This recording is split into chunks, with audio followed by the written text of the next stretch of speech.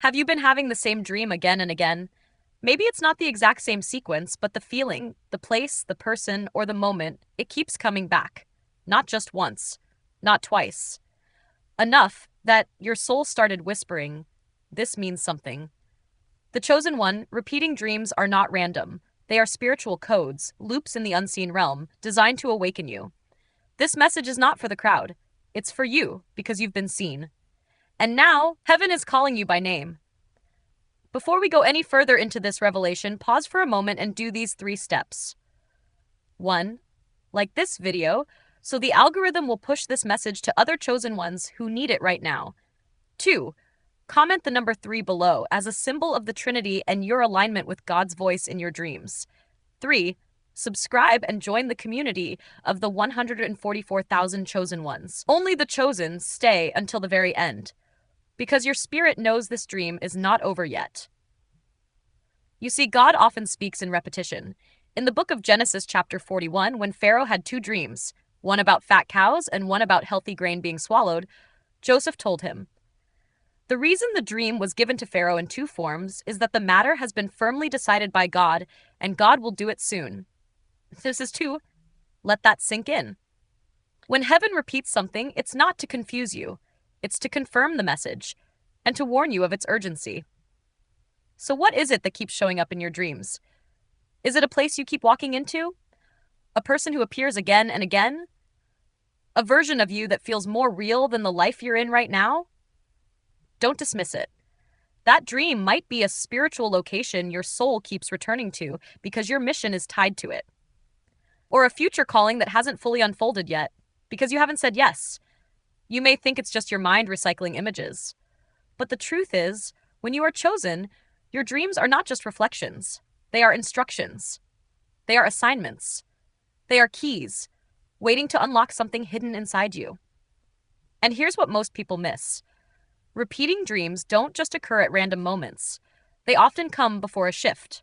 Before you're about to step into something sacred, or before something heavy tries to stop you. That's why you're being called by name.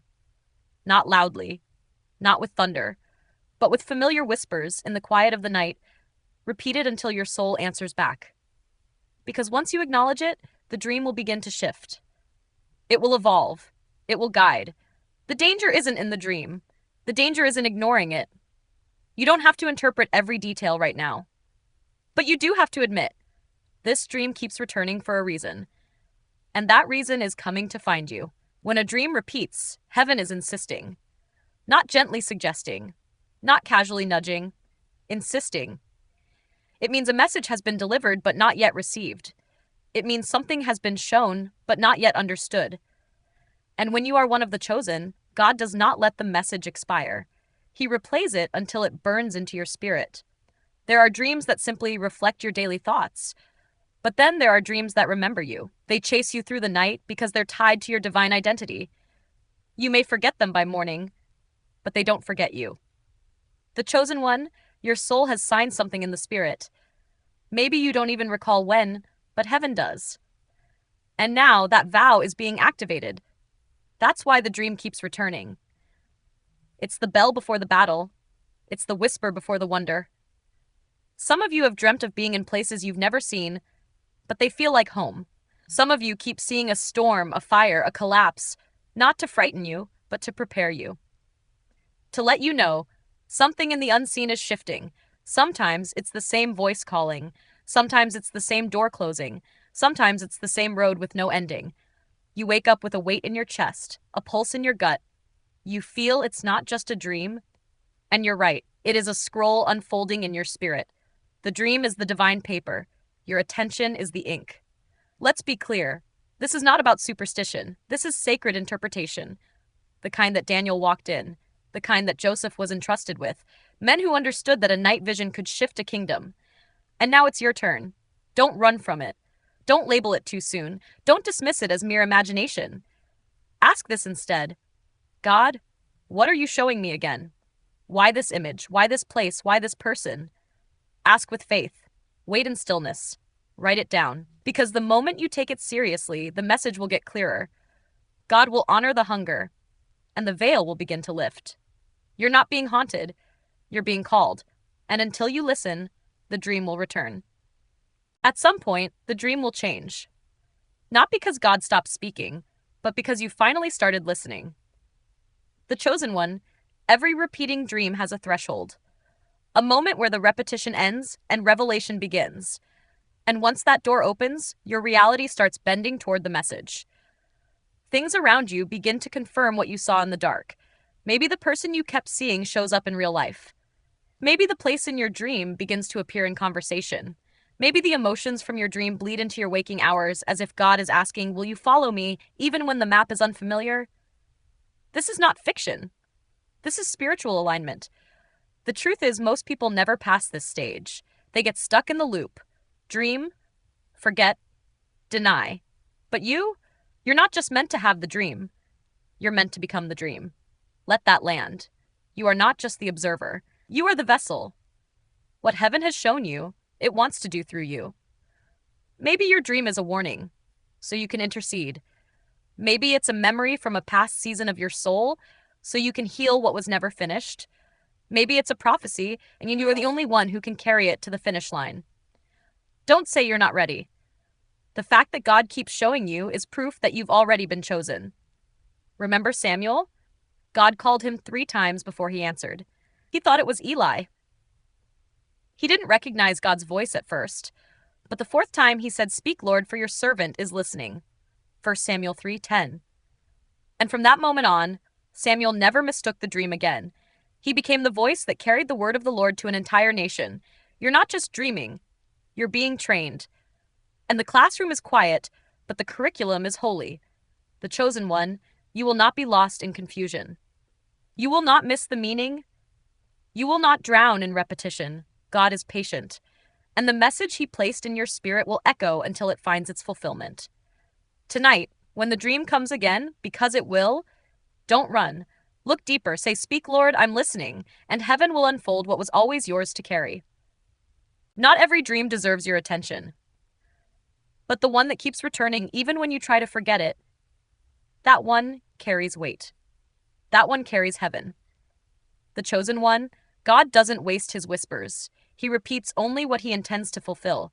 And the more you try to dismiss it, the louder it echoes in your spirit. Not in volume, but in consequence. Until your day starts to feel like your dream. Until your emotions begin reacting to something you haven't even lived yet. That's not confusion, that's spiritual anticipation. Some of you are having dreams about separation, walking away, doors closing. It feels like loss, but it's a divine cutting. God is showing you what he's removing before you even realize you've been clinging. Some of you are dreaming about running, about climbing, about flying. That's not escapism, that's divine calling. The Spirit is reminding you, you were made to rise. But you cannot rise carrying everything that chained you in the last season. Others keep seeing numbers, storms, fire. These are symbols. Don't fear them. Scripture is full of them. The book of Revelation is written almost entirely in signs and dreams, because God knows, when your mind sleeps, your soul pays attention. Jesus himself spoke in parables. He taught in metaphors. He knew the kingdom couldn't always be explained. It had to be revealed, and the dream is the doorway to that revelation.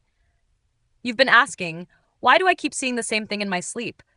But maybe the better question is, what am I supposed to become when I wake up? The dream isn't asking you to analyze. It's asking you to transform. Every time you dream and dismiss it, you delay alignment. But every time you stop and seek God, you get closer to decoding it.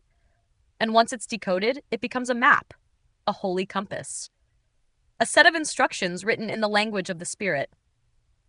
So don't fear this. You're not broken. You're being built.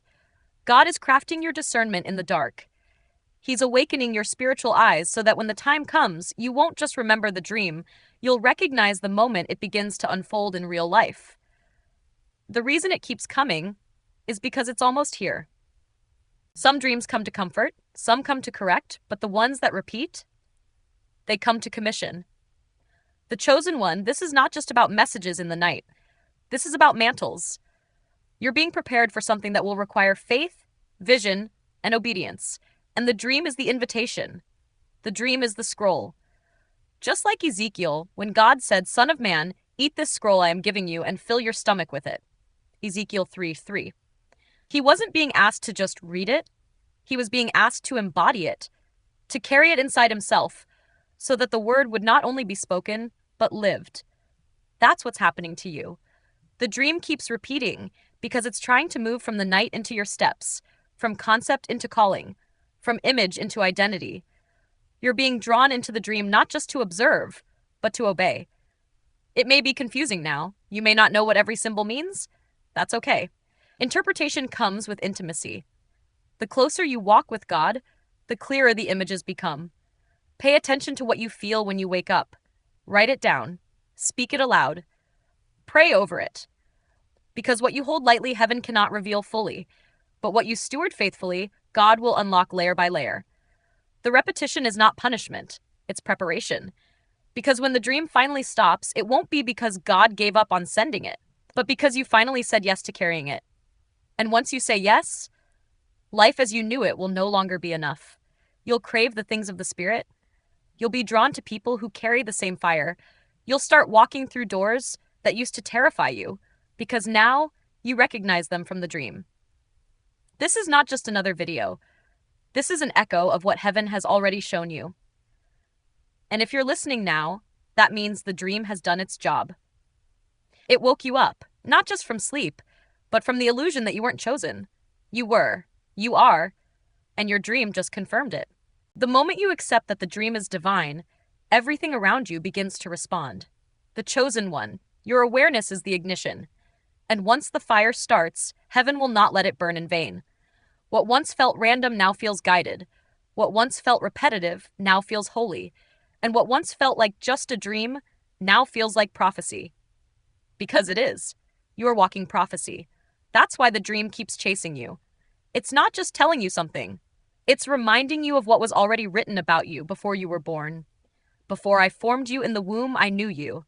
Before you were born, I set you apart. Jeremiah 1:5. God didn't start speaking when you started dreaming. He started speaking before you had breath. The dream is simply the reawakening, the spark, the tug, and it won't stop until the scroll is read, until the steps are taken, until the old identity is laid down and the true one is picked up. Some of you are fighting it. You're asking, why me?